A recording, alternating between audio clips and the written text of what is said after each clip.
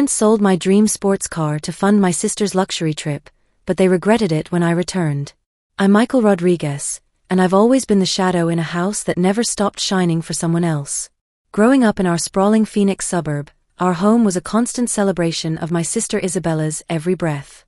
Her cheerleader squeals echoed through marble hallways, her country music playlist shook the windows, and my parents' endless chatter about her latest TikTok dance or shopping haul filled every corner. Me? I was the ghost in designer jeans, hunched over calculus textbooks in my bedroom, dreaming of engines and freedom. Isabella was the golden child in our family's universe, all curls and charisma, with a smile that could melt glaciers. While I was the mechanic's daughter who actually understood cars, steady but invisible in her blinding light. From elementary school onward, I was the practical sister, the one who planned everything down to the penny. When I turned 13, I started working weekends at Rodriguez Auto Repair, yes, my uncle's shop, not my dad's. Dad sold insurance and had never touched a wrench in his life, but Uncle Carlos taught me everything about engines. Every dollar I earned went straight into my dream car fund, a shoebox that grew heavier under my bed each month. While other kids collected Pokémon cards, I collected Motor Trend magazines, studying every curve of the Chevrolet Camaro SS I'd promised myself. Isabella lived differently. She'd float through our house in her latest shine hole, batting her eyelashes at Dad for the newest iPhone, because everyone at Roosevelt High has one. And like magic, it would appear, gift-wrapped with a bow. Mom would beam, saying, "Princessa, you deserve everything beautiful." Dad would nod, sliding his credit card across the granite counter like he was tipping a valet. Birthdays told our story perfectly. Isabella would tear through mountains of presents, jewelry from Kay's, handbags from Coach, makeup palettes worth more than most people's rent, while I'd quietly pocket any cash from relatives, mentally adding it to my Camaro fund. One Christmas morning, Dad noticed my growing stack of bills and chuckled. "Planning another practical purchase, Mija?" There was pride in his voice, but his eyes looked at me like I was a puzzle he couldn't solve. "A Camaro SS, I said, explaining how I'd researched every option package and calculated the insurance costs. He nodded slowly, but Isabella burst through the French doors with drama about her volleyball team's latest scandal, and my moment evaporated like desert rain. Don't misunderstand, my parents loved me. I knew that somewhere beneath their social media obsession and country club appearances. But Isabella was their showpiece, the daughter who lit up their Friday night dinner parties with stories that made the neighbors lean in closer. Mom, a successful real estate broker, and Dad, who ran Phoenix's largest insurance agency, cared deeply about our family's image. Isabella's Instagram posts with 50,000 followers were their bragging rights at the Scottsdale Country Club. Me, with my practical ponytail and grease-stained Carhartt jacket, didn't fit their picture of success. I learned early to find peace in Uncle Carlos's garage, where the smell of motor oil drowned out Isabella's pop anthems. There, surrounded by chrome and horsepower, I could dream without interruption. High school became my launching pad. While Isabella perfected her Instagram aesthetic, I was perfecting my business plan. I spent every free period in the automotive shop, every weekend at Uncle Carlos's garage, and every summer working double shifts to fund my dream. When I wasn't turning wrenches, I was hitting the books, because I knew that in America, you need both street smarts and book smarts to build an empire. Senior year arrived like a freight train, and I was ready. My guidance counselor, Mrs. Patterson, had helped me apply to Arizona State University's mechanical engineering program. When that acceptance letter arrived with a partial scholarship, I sprinted into our great room waving it like a victory flag. "Mom, Dad, I got into ASU with a scholarship," I shouted, my heart hammering against my ribs with pure joy. Mom glanced up from helping Isabella choose between two identical selfie poses. "That's wonderful, Michael," she said, barely making eye contact. "Isabella, tilt your chin up slightly.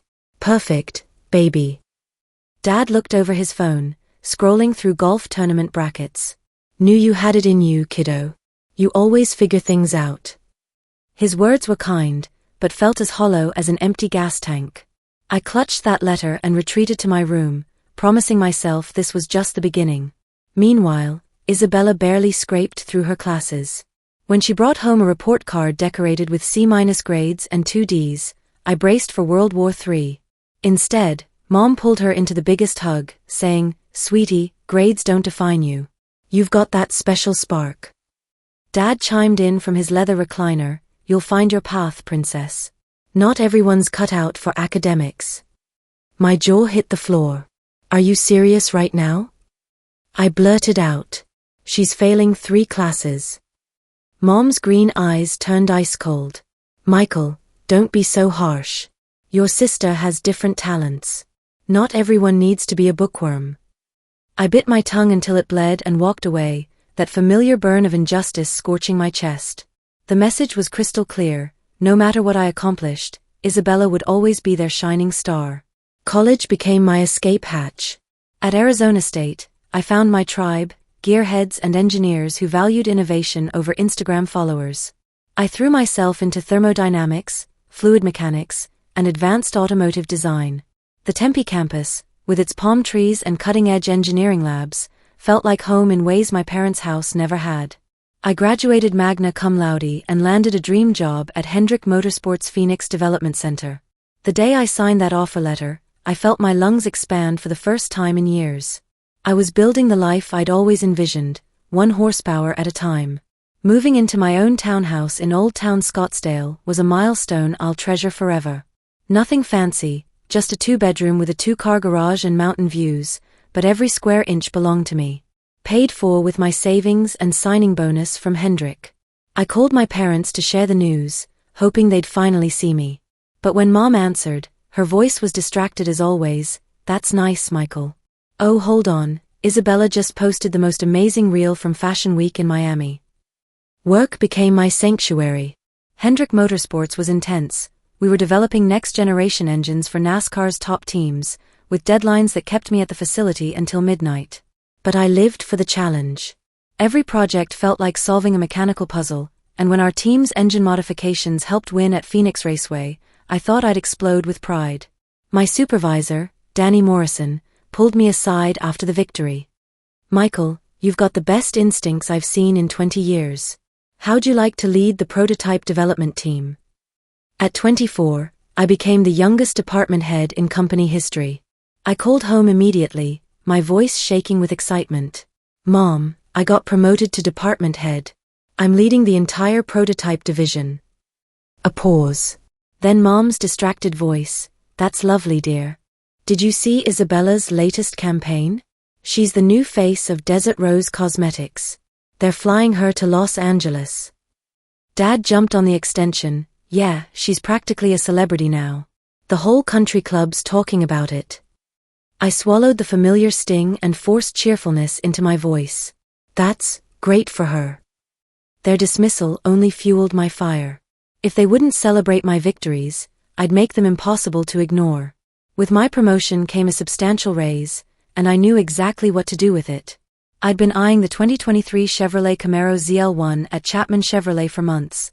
650 horsepower of pure American muscle, painted in shock yellow with black racing stripes.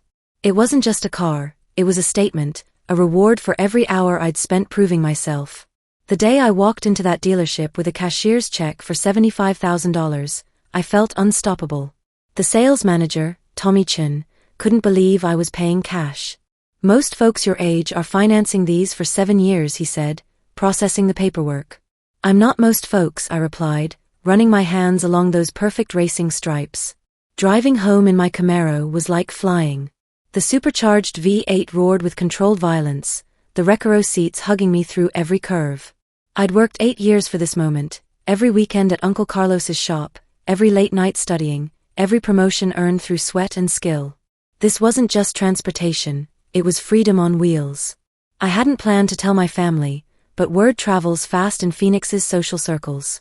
Isabella called the next day, her voice dripping with artificial sweetness. Michael, heard about your little sports car. Cute, she said, the word sharp as broken glass. But honestly, you're working so hard for what? I could teach you about working smarter, not harder. What's that supposed to mean? I asked, already knowing I wouldn't like the answer. She laughed, light and cruel. Find yourself a rich boyfriend, Michael. Why grind when you could glide? I hung up, her words echoing in my head. We weren't just sisters anymore, we were from different planets entirely. But I had my Camaro, my career, and my self-respect. That seemed like enough. Until everything changed. Isabella's life was pure Instagram fantasy. While I was designing engines that could push 200 miles per hour, she was chasing sponsorship deals and living off my parents' endless generosity. They funded every whim: professional photo shoots, designer wardrobes, even a trip to Coachella for networking opportunities. When she barely graduated high school, they threw her a party like she'd cured cancer. I'd watch from the sidelines, wondering why my 4.0 GPA never got the same fanfare. Then Isabella met Braden Montgomery, old Phoenix money, the kind of guy whose family owned half of Camelback Mountain. His grandfather had built Montgomery Development into Arizona's largest commercial real estate empire, and Braden was the golden heir, all charm and trust fund confidence. Isabella met him at some charity gala in Paradise Valley, and within 6 months, they were engaged. My parents lost their minds with excitement. "He's from such a distinguished family," Mom gushed at the country club, while Dad bragged about Braden's collection of vintage Porsches to anyone who'd listen. I sat through their endless stories, sipping iced tea and feeling like a stranger at my own family's table. Isabella's wedding was a spectacle that made Phoenix Society magazines. Think desert elegance with a price tag that could have bought a small house. She floated down the aisle of Christ Church of the Ascension in a custom Vera Wang gown, and my parents glowed like they'd personally arranged the union. I stood in that crowd wearing my best department store dress, wondering if they'd ever looked at me with half that pride. To celebrate my townhouse and promotion, I threw a housewarming party, hoping to finally share my world with family. I spent days setting up, string lights on the patio, a playlist mixing classic rock with modern country, and Arizona-inspired decorations that felt authentically me. My co-workers Sarah and Jake arrived first, bringing craft beer and genuine excitement about my Camaro parked in the driveway like a yellow thunderbolt. Then my family showed up. Isabella clicked across my tile floors in her Louboutin heels, scanning my space with barely concealed disdain. "Cute starter home," she said, eyeing my leather sectional from Costco. "Very practical." My parents followed, barely glancing around before launching into Isabella's latest influencer deal. When Jake tried to toast my promotion, Mom cut him off mid-sentence. "Oh, that reminds me. Isabella just signed with Desert Diamond Resort. They're making her their lifestyle ambassador." Dad nodded enthusiastically, adding, "She's got that special something, you know? Real star quality." I caught Sarah's horrified expression, her face saying exactly what I couldn't.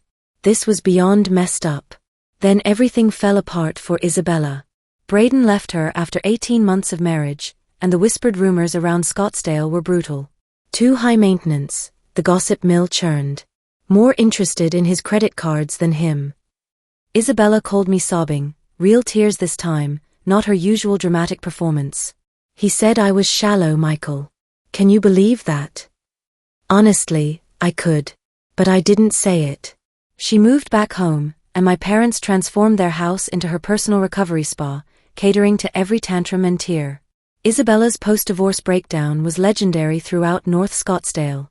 Screaming fits that shattered crystal vases, demands for new Hermes bags to heal her broken heart, and daily spa treatments to recover from the trauma of losing her meal ticket. My parents ate it up, praising her resilience while I juggled 100-hour weeks developing revolutionary hybrid engines for NASCAR's sustainability initiative. I'd landed the contract of a lifetime, designing next-generation powertrains that could change motorsports forever. But when I mentioned this breakthrough to Dad, he barely looked up from his golf magazine.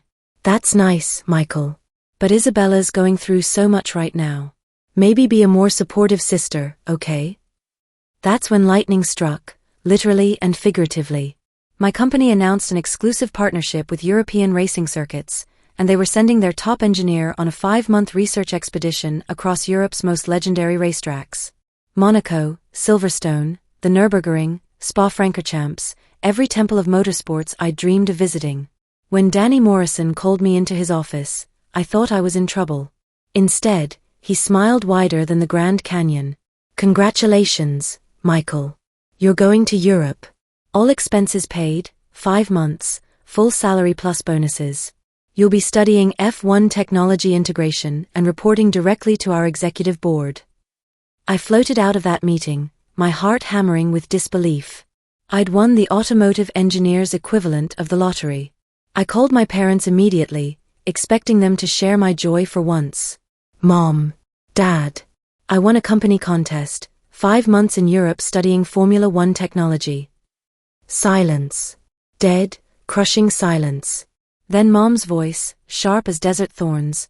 Michael, how can you even think about vacations when Isabella's heartbroken? You should give her this trip. She needs healing more than you need, whatever this is. My blood turned to ice water. I earned this, Mom.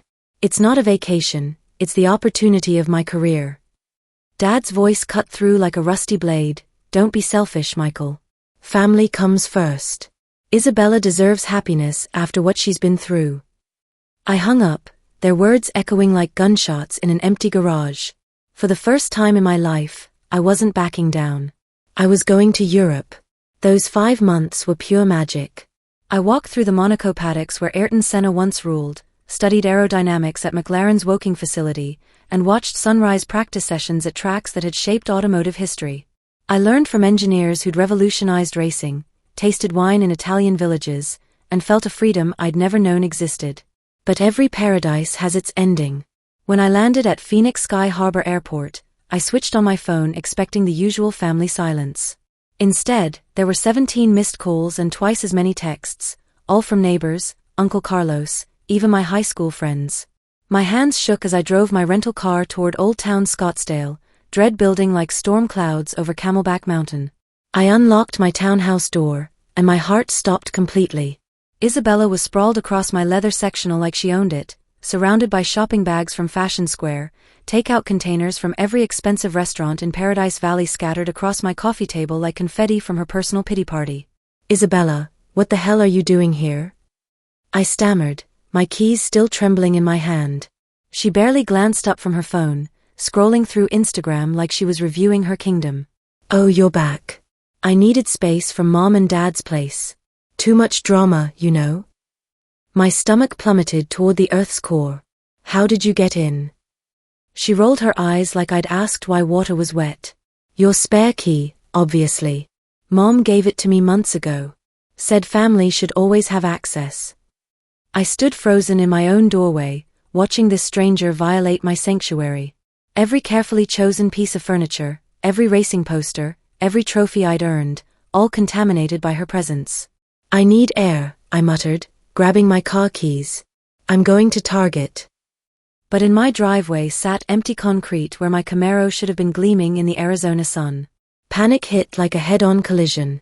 I sprinted around the townhouse, checking every possible spot, my heart hammering against my ribs. Nothing. My dream car had vanished. I called Mom with shaking hands, already knowing but praying I was wrong. Where's my Camaro? I demanded, my voice cracking like breaking glass. She laughed, actually laughed, like I'd told the world's funniest joke. Oh, Michael. We sold it yesterday. Isabella needed cheering up, so we took her to that lovely spa in Sedona and did some retail therapy in Fashion Square. You understand. Dad grabbed the phone, his voice colder than February in Flagstaff. It's family, Michael. What's yours is ours. That's how the Rodriguez family works. The world tilted sideways. That was my car. I paid $75,000 cash for it. Mom's tone turned sharp as cactus needles. Don't be so selfish, Michael. Isabella's been through trauma. She needed healing more than you needed some flashy car. Years of swallowed anger erupted like Vesuvius. Selfish?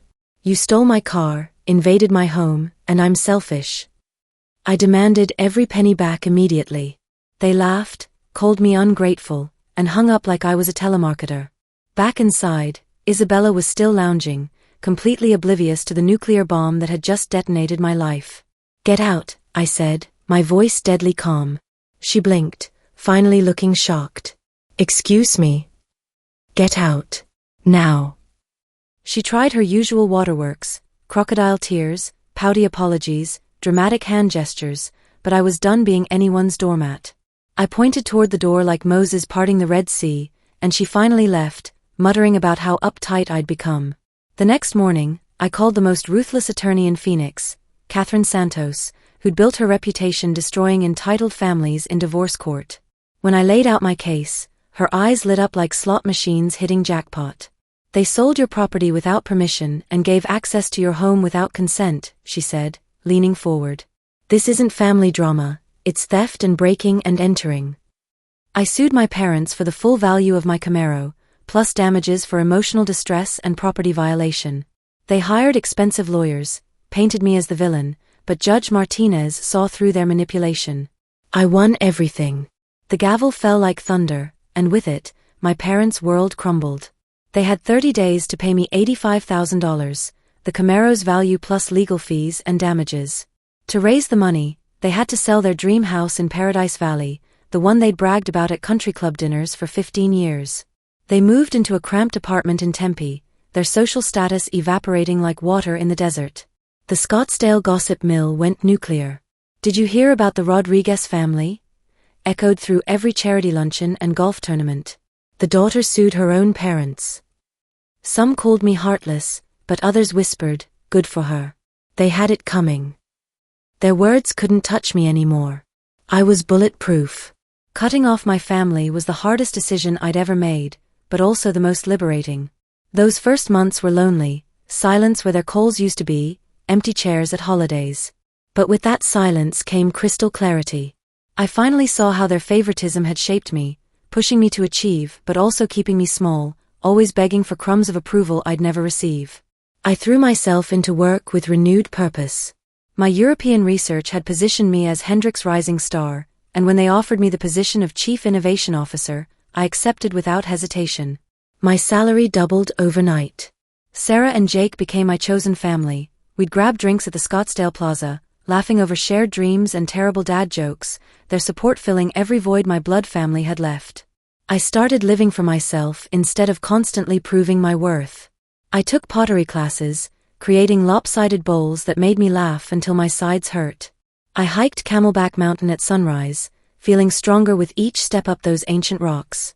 I traveled, solo weekends in Seattle, girls' trips to Nashville, finding joy in moments that belonged entirely to me. My townhouse became my fortress, filled with succulents and racing memorabilia, a testament to the life I'd built one victory at a time. And yes, I bought another Camaro, a 2024 ZL1 in Raleigh Green this time, even more powerful than my stolen dream. Every time I fired up that supercharged engine, pride surged through my veins like high-octane fuel. 6 months later, Uncle Carlos called with unexpected news. Your parents want to meet, he said carefully. They're struggling, Mija. Really struggling. I agreed to coffee at a neutral location, a small cafe in Old Town where we couldn't make a scene. They looked older, smaller somehow. Dad's insurance business was failing, Mom's real estate license had lapsed. Isabella was living with some new boyfriend in California, barely calling them. We made mistakes, Mom said quietly, her manicured hands wrapped around a coffee cup like a lifeline. We're sorry, Dad added, but his eyes couldn't quite meet mine. I felt nothing. No anger, no satisfaction, just the calm that comes with knowing your own worth. I forgive you, I said, meaning it. But forgiveness doesn't mean forgetting. This is who you chose to be. Now, sitting in my corner office overlooking the valley, I feel complete. My journey wasn't easy. Years of being invisible, of fighting for recognition shaped me into someone who knows her value. I don't need their approval anymore. I built something better, myself.